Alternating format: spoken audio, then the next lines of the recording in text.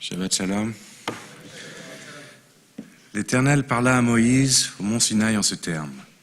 Parle aux enfants d'Israël et dis-leur, quand vous serez entrés dans le pays que je vous donne, la terre sera soumise à un chômage en l'honneur de l'Éternel. 6 années, tu ensemenceras ton champ. 6 années, tu travailleras ta vigne et tu recueilleras le produit. Mais la 7e année, un chômage absolu sera accordé à la terre, un sabbat en l'honneur de l'Éternel. Tu n'ensemenceras ton champ ni ne tailleras ta vigne. Le produit spontané de ta moisson, tu ne le couperas point, et les raisins de ta vigne intacts, tu ne les vendangeras point. Ce sera une année de chômage pour le sol. Ce solennel repos vous repartiendra à tous pour la consommation, à toi, à ton esclave, à ta servante, aux mercenaires et à l'étranger qui habite avec toi. Ton bétail même, ainsi que les bêtes sauvages de ton pays, pourront se nourrir de tous ces produits. Tu compteras chez toi 7 années sabbatiques, 7 fois 7 années, de sorte que la période de ces 7 années sabbatiques te fera 49 ans. Puis tu feras circuler le retentissement du corps dans le 7e mois, le 10e jour du mois, au jour des expiations. Vous ferez retentir le son du corps à travers tout votre pays. Vous sanctifierez cette 50e année en proclamant dans le pays la liberté pour tous ceux qui l'habitent. Cette année sera pour vous le jubilé, où chacun de vous rentrera dans son bien, où chacun retournera à sa famille. La 50e année est le jubilé. Elle le sera pour vous. Vous ne sèmerez point, vous n'en couperez point les produits, ni n'en vendangerez les vignes intactes. Parce que cette année est le jubilé et doit vous être une chose sainte. C'est à même le champ que vous en mangerez le produit. En cette année jubilaire, vous rentrez chacun dans votre possession. Lévitique 25.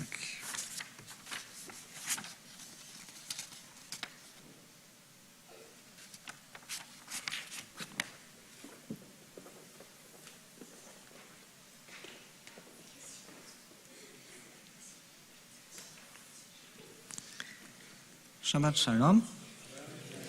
Alors, avant d'oublier, nous allons compter le Homer ensemble à la page 334.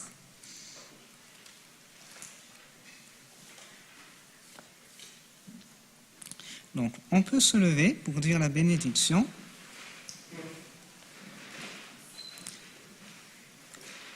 Baruch ata Adonai Eloheinu melech haolam asher kitshanu bemitzvotav ve'etzivanu al sfirat haomer. Béni sois-tu éternel notre Dieu, roi de l'univers, qui nous a sanctifiés par tes commandements et nous a enjoint de compter l'Homer. Hayom yom arba'im ve'erad laomer. Aujourd'hui, nous sommes le 41e jour de l'Homer, qui correspond à 5 semaines et 6 jours. Je vais vous asseoir. Donc, comme vous pouvez le voir, Shavuot se rapproche à grands pas. Donc, dans la paracha qui vient de nous être lue en français, nous avons évoqué les années shabbatiques pour la terre, dans les années de Shemitah, et aussi les jubilés. Donc, quand on le lit en français, au verset 2, on a « Parle aux enfants d'Israël et dis-leur, quand vous serez entrés dans le pays que je vous donne, la terre sera soumise à un chômage en l'honneur de l'Éternel. » Mais si on regarde en hébreu, il n'est pas dit la terre sera soumise à un chômage en l'honneur de l'Éternel, mais plutôt Veshafta haaretz Shabbat l'Adonai. La terre cessera en un Shabbat pour l'Éternel, comme si la terre était pleinement le sujet de l'action. Cela donne l'impression que finalement les humains n'ont pas grand-chose à faire, c'est la terre qui aurait ce commandement de se reposer et de faire son Shabbat à elle. Et donc, les humains auraient, eux, par contre, l'obligation de respecter ce Shabbat de la terre et donc, tous les 7 ans, de lâcher prise, de ne plus concevoir la terre comme leur propriété, comme quelque chose qu'ils possèdent, mais de reconnaître que la terre leur est donnée par l'Éternel, comme le dit d'ailleurs le verset « Quand vous serez entrés dans le pays que je vous donne ». En effet, la terre était là bien avant notre naissance, elle sera toujours là après notre mort, et de notre vivant, nous l'habitons, mais nous y sommes finalement invités par l'Éternel, et on ne possède finalement rien en propre. D'ailleurs, on a certains commentaires qui expliquent que lorsque le peuple d'Israël a été 70 ans en exil à Babylone, donc après la destruction du premier temple, c'était pour correspondre à 70 années où le peuple d'Israël n'avait pas respecté l'année sabbatique, la Shemitah. Comme pour dire, vous avez voulu marquer une possession sur la terre comme si elle vous était due et que jamais elle ne pourrait être autrement que votre bien à vous, eh bien, vous allez la quitter, cette terre, pendant 70 ans, afin de réapprendre à modifier ce rapport à la terre et à reconnaître que elle est là pour nous comme un don, mais que rien n'est jamais acquis et que le fait de pouvoir l'habiter repose sur un équilibre parfois très fragile et dont il faut prendre soin. Et d'ailleurs, plus loin dans notre paracha, ainsi que dans la paracha Berukotai, plusieurs versets indiquent dans certaines de ces conditions qui sont nécessaires pour pouvoir habiter correctement la terre, au-delà bien sûr du respect des années sabbatiques. Il y a aussi le fait de ne pas opprimer son prochain.